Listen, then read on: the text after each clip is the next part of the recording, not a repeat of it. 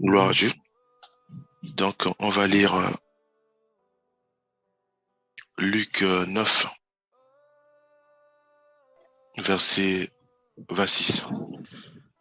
Que Jésus-Christ sanctifie sa parole. Dieu dit ceci. Dieu dit, car quiconque aura honte de moi et de mes paroles, le Fils de l'homme aura honte de lui quand il viendra dans sa gloire et dans celle du Père et des saints anges. Et Dieu nous dit quelque chose d'extrêmement capital et très important. Jésus-Christ nous dit que quiconque aura honte de moi et de mes paroles, et lui aussi aura honte de lui quand il viendra dans sa gloire et dans celle de son Père, du Père. Bien aimé, ici, Jésus-Christ, on sait tous, mes bien-aimés, que sa mission, c'était de réconcilier la terre au Créateur, qui est notre Père. Jésus-Christ, malgré son jeune âge à 12 ans, malgré son jeune âge jusqu'à 30 ans, il n'a fait que la volonté de son Père. Sa mission, c'était uniquement de parler de son Père à l'humanité. Et Jésus-Christ, en partant, nous dira aussi, parce qu'on ne peut pas l'ignorer, mes bien-aimés, on ne peut pas l'occulter, cette parole, où il est dit ceci, où il est dit, allez dans toutes les nations, faites les disciples. Qui l'a dit, c'est Jésus-Christ. On ne peut pas l'occulter. C'est une vérité qui est là. Nous devons travailler, tout faire pour accomplir cette parole. Bien sûr, nous allons demander sa volonté. Bien sûr, nous allons demander à ce qu'il puisse nous guider, nous orienter. Il a dit une parole, il a sorti une parole.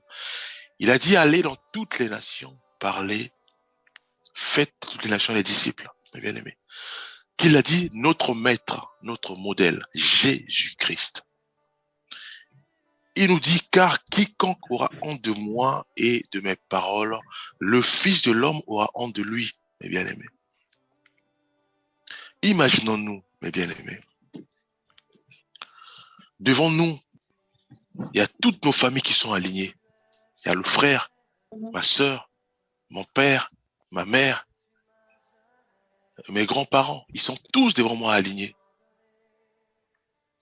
Et comme un général, je marche, je commence, j'arrive face à mon frère. Je le regarde.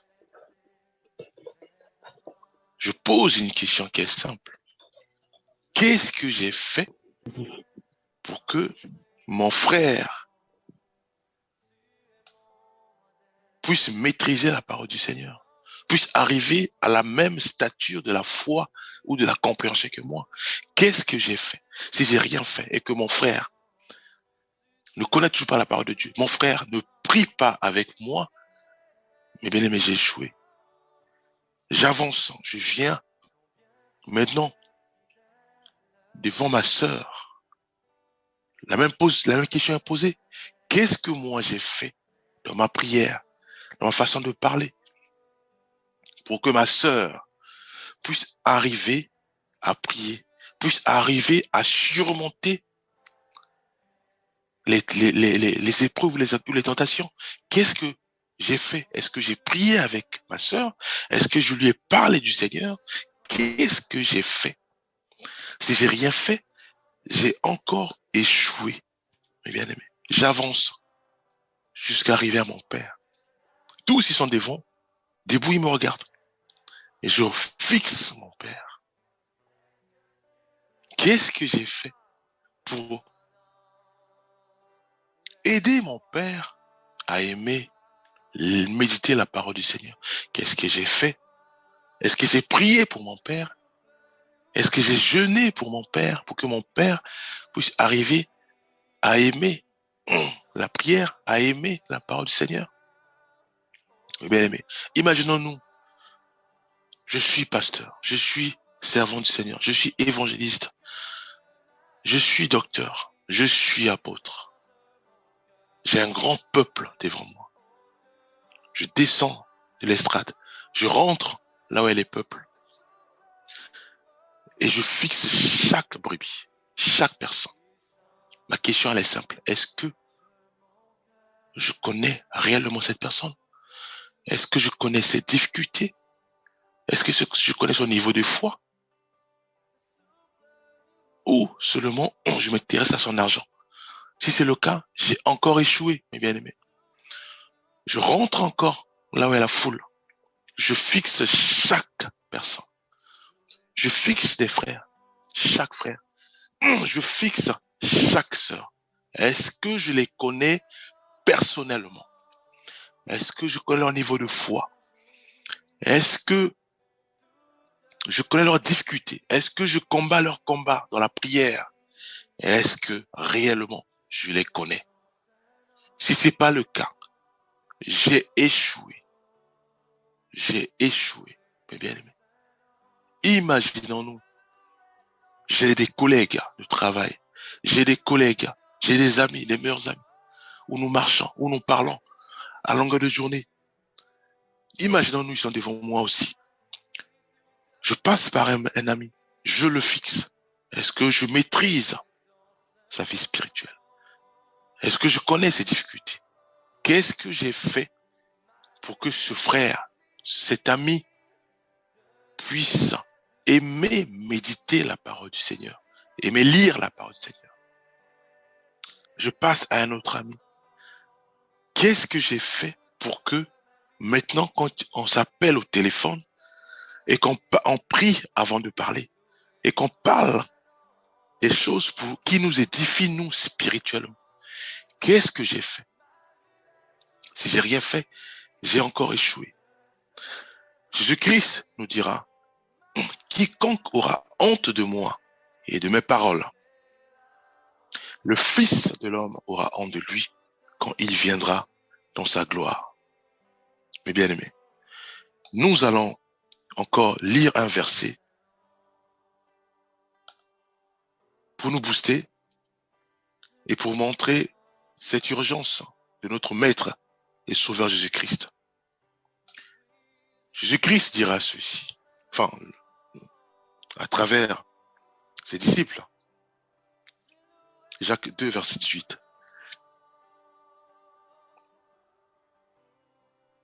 Il dit, mais quelqu'un dira, toi, tu as la foi, et moi, j'ai les œuvres. Montre-moi ta foi sans les œuvres, et moi, je te montrerai la foi par mes œuvres. Tu crois qu'il y a un seul Dieu? Tu fais bien. Les démons le croient aussi, ils tremblent. Mais bien aimé, Dieu nous dit, montre-moi ta foi. Et moi, montre-moi, toi, tu as la foi, et moi, j'ai les œuvres. Montre-moi ta foi sans les œuvres, et moi, je te montrerai la foi par mes œuvres. Mais bien aimé, que voulons-nous encore comprendre par là, bien aimé? Dieu nous dit simplement de parler de lui, mes bien-aimés, de parler de lui à nos frères, à nos sœurs, à nos pères, à nos mères. C'est juste les membres de nos familles, de nos voisins, de nos amis, mes bien-aimés. Nous devons nous aider mutuellement à la compréhension de la parole du Seigneur. Nous devons nous aider mutuellement à la prière collective et surtout à la prière familiale, mes bien-aimés. Qu'avons-nous fait jusqu'à ce jour pour que nos frères, nos sœurs, nos pères, nos mères puissent aimer lire la parole du Seigneur, puissent aimer prier, puissent aimer méditer la parole du Seigneur?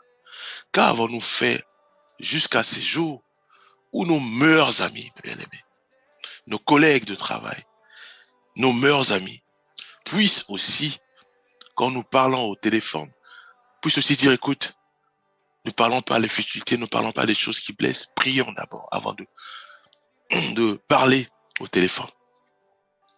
Prions d'abord avant de parler. Parce qu'en priant, effectivement, le Saint-Esprit va nous conduire, va nous orienter à ne plus parler des choses qui nous poussent à pécher, mais à parler des choses qui nous encouragent, nous, mutuellement, dans la parole du Seigneur. Mes bien-aimés, La foi, c'est ça. Les œuvres de la foi, c'est ça. C'est de se dire, Seigneur, je suis ta fille. Seigneur, je suis ton fils. Aide-moi. Aide-moi à changer mon environnement. Aide-moi à changer mes amis. Aide-moi à changer mes copines.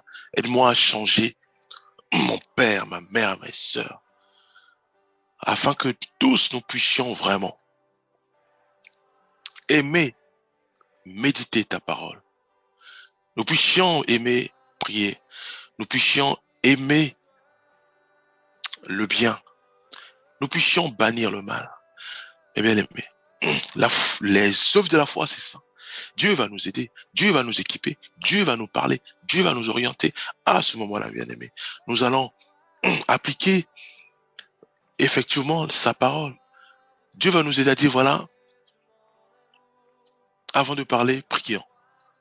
En priant, les sœurs vont commencer à nous donner un verset, ou même à chanter. Au téléphone, nous commencerons simplement à louer notre Dieu avec ma copine, avec mon meilleur ami, mes bien-aimés. Est-ce que aujourd'hui, nous avons déjà loué notre Dieu, l'adoré, ou loué avec des cantiques au téléphone, mes bien-aimés, avec ma meilleure copine, avec mon père, avec ma mère, mes bien-aimés. Si nous on l'a pas encore fait, il y a un grand travail à faire, mes bien-aimés. Ça n'hésite pas à ce qu'on soit appelé pour le faire, pour louer simplement Dieu au téléphone avec ma mère. J'appelle mon père, tu en poses, oui, d'accord. J'ai un chant, l'Esprit Saint de Dieu m'a donné un chant, je voulais simplement qu'on puisse chanter ensemble, mes bien-aimés. Rien que ça, mes bien-aimés, Dieu va donner la force, va bannir en nous les inquiétudes, la honte, mes bien-aimés. Jésus-Christ dira que si nous avons honte de lui aussi, il aura honte de nous, mes bien-aimés. Nous devons prendre le téléphone, appeler nos meilleures copines, nos meilleurs amis, dire j'ai seulement envie de prier. J'ai pas envie de beaucoup parler. J'ai seulement envie de prier. Est-ce qu'on peut prier au téléphone? J'ai entendu un chant qui m'a fait du bien. Est-ce qu'on peut chanter, louer notre Dieu au téléphone? Rien que ça, ce sont des œuvres de la foi. Mes bien-aimés, Dieu nous demande de parler de lui, mes bien-aimés, à nos prochains, de parler de lui aux membres de nos familles. Nous devons commencer par les membres de nos familles. Parce qu'aujourd'hui, si nous alignons nos frères, nos sœurs, nos pères, nos mères devant nous, et que nous les fixons un à un, et qu'on peut dire au Seigneur que mon fils qui est devant moi, oui, tu m'as aidé aujourd'hui, il est devenu mature, il connaît la parole du Seigneur, il prie. J'avance à côté de mon père, je le fixe, je dis oui Seigneur, mon père aussi il était dur, mais aujourd'hui tu nous as aidés. Mon père aujourd'hui, qui est devant moi, maintenant lis la parole du Seigneur, médite la parole du Seigneur. J'avance à côté de mon mari, je dis ah oui, le Seigneur a beaucoup travaillé, il a touché. Aujourd'hui, maintenant mon mari est devenu humble, doux. Maintenant, on prie ensemble en famille. Bien aimé. Là, oui, Dieu va s'honorer. Oui, Dieu va se glorifier dans notre vie parce que nous nous sommes levés à prier pour que tout change. Tout change. Que je ne puisse plus entendre dans la maison des chamailles, des disputes. Je ne puisse plus entendre des paroles qui blasphèment, par exemple, un prochain ou notre Dieu. Mais bien aimé. Oui, là, effectivement, Jacques 2, verset 18 s'accomplit, où il est dit, et bien aimé, je le répète, tu as la foi, mais quelqu'un dira, toi, tu as la foi, et moi, j'ai les œuvres. Montre-moi ta foi sans les œuvres, et moi, je te montrerai la foi par mes œuvres. Mes bien-aimés. Aujourd'hui, si mon père témoigne en disant que Seigneur, je te rends grâce pour ma fille qui m'a aidé, qui a prié pour moi, qui a tout fait pour que je puisse te connaître toi. Rien que ça, mes bien-aimés. C'est ça les œuvres.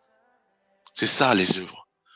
Aujourd'hui, si les membres de l'église, moi qui suis pasteur, je descends de l'estrade, je rentre là où il y a la foule, et que je fixe chaque frère, et que je fixe chaque sœur, et je peux dire au Seigneur que le frère, je le connais, j'ai combattu avec lui, j'avance encore. Je vois un autre frère, je dis, Seigneur, oui, lui aussi je le connais. Je connais ses difficultés, j'ai prié avec lui, je connais son niveau spirituel, j'avance encore. Je vois, je tourne mon regard, je vois une sœur, je dis, lui, elle, je la connais. Je connais ses difficultés, je connais ses combats. Nous avons prié ensemble. Aujourd'hui, elle prie. Aujourd'hui, c'est une servante du Seigneur. J'avance encore à un pas. Je vois une sœur, une maman. Oui, elle aussi, je la connais. En gros, je connais chaque membre de l'Église. Je connais leur niveau spirituel. Je connais leurs difficultés. Et puisque je prie avec eux, puisque je les connais individuellement, là, je dirais oui, Seigneur. J'ai combattu avec elle. Sous ces projets, nous avons prié. Nous avons jeûné. Tu as exaucé. Tu t'es révélé à nous.